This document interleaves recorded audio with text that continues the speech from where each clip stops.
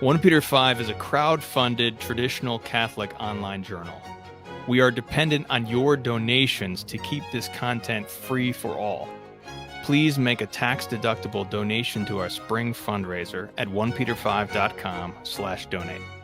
Annibale Bugnini is the most infamous example, and you were the one actually who was another witness to him being a Freemason, because you were privy to the I think Marini was in the conversation. Can you tell us about that part, your evidence of Bugnini's Freemasonry?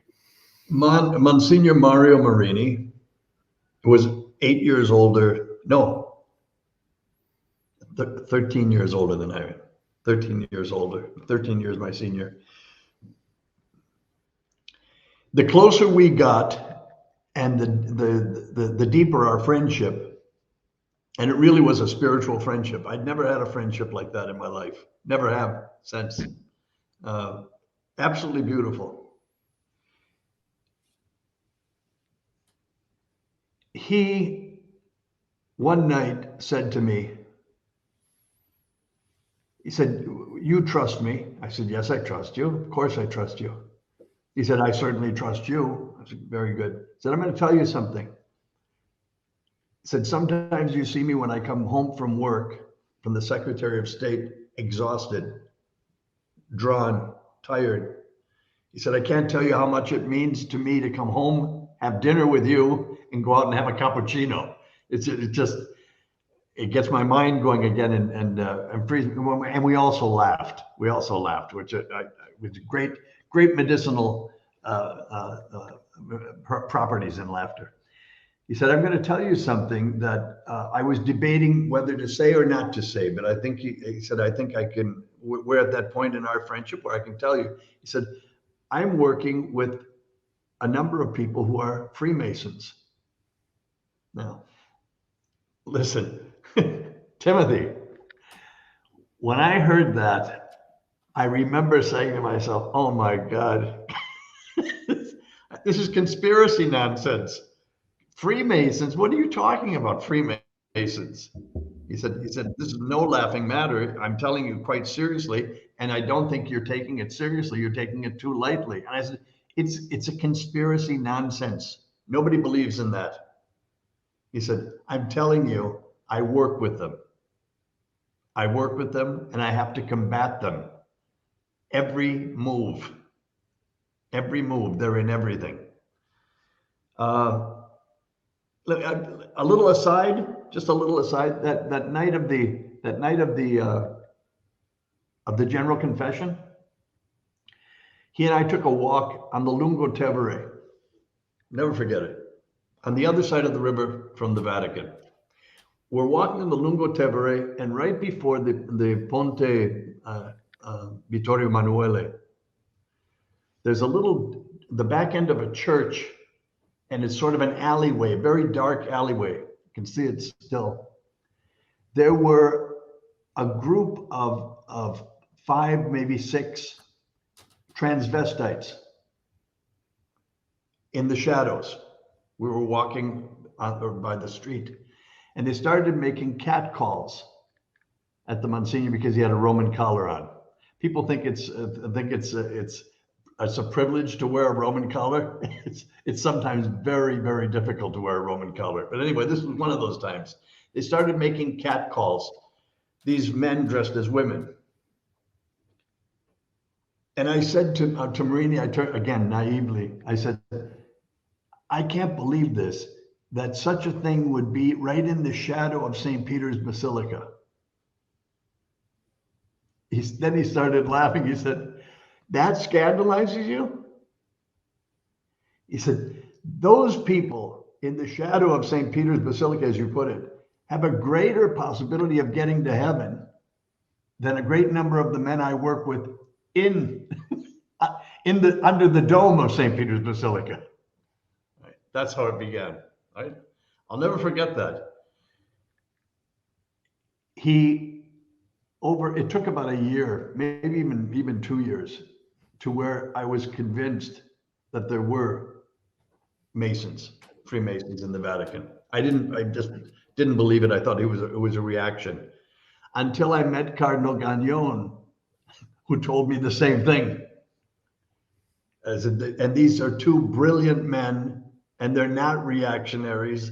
They were normal, good-humored, but they knew what they were up against. Two of the men that they mentioned, both of them mentioned, one was Bugnini, the other one was Baggio, a cardinal. Bugnini was in charge of the liturgy. Baggio was in charge of creating all of the world's bishops.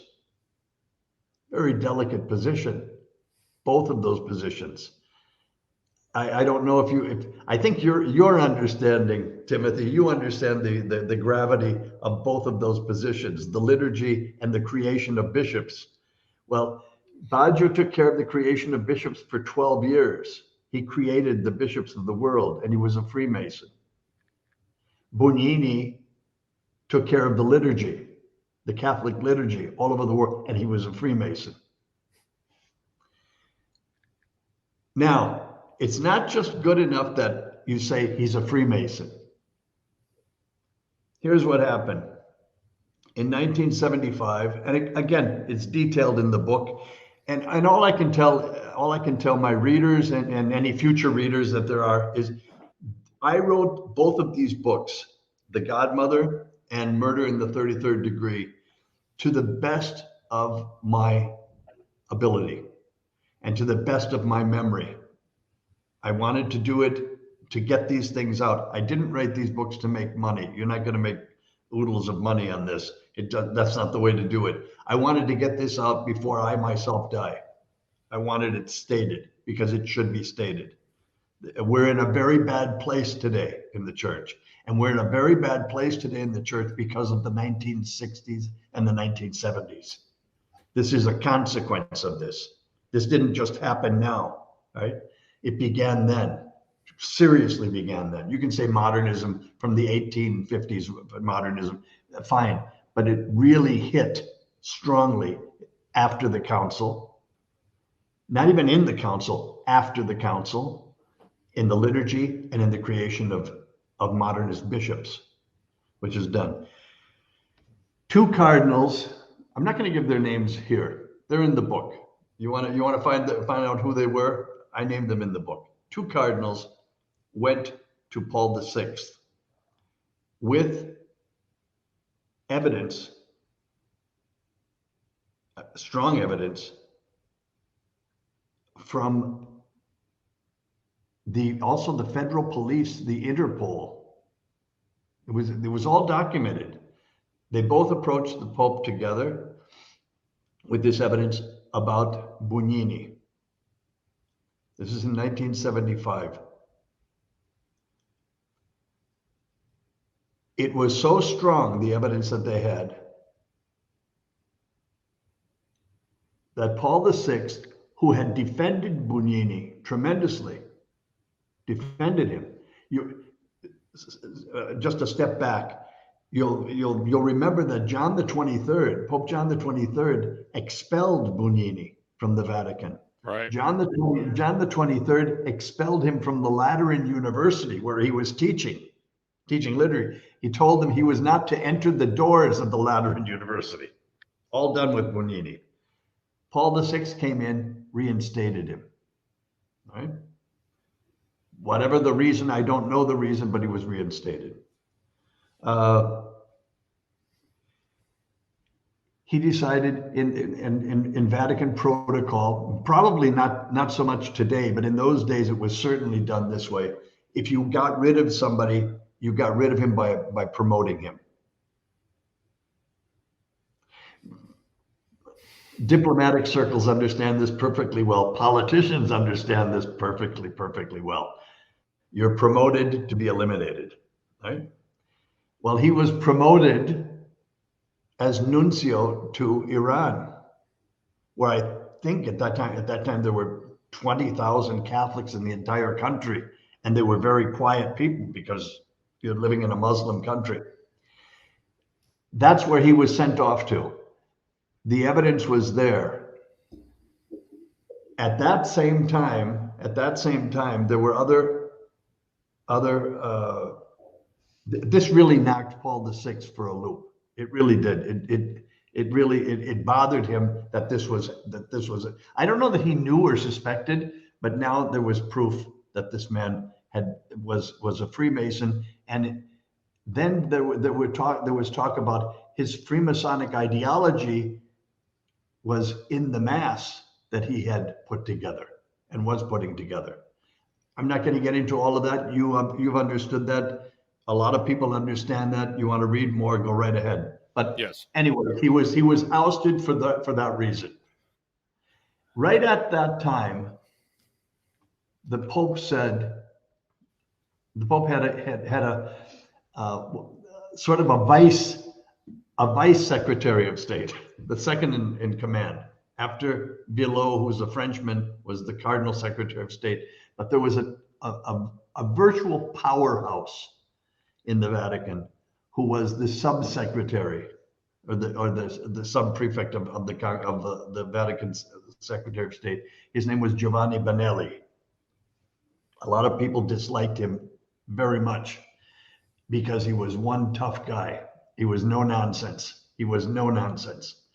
I know many instances where he was the one who insisted on discipline on this matter, on that matter, and he did so.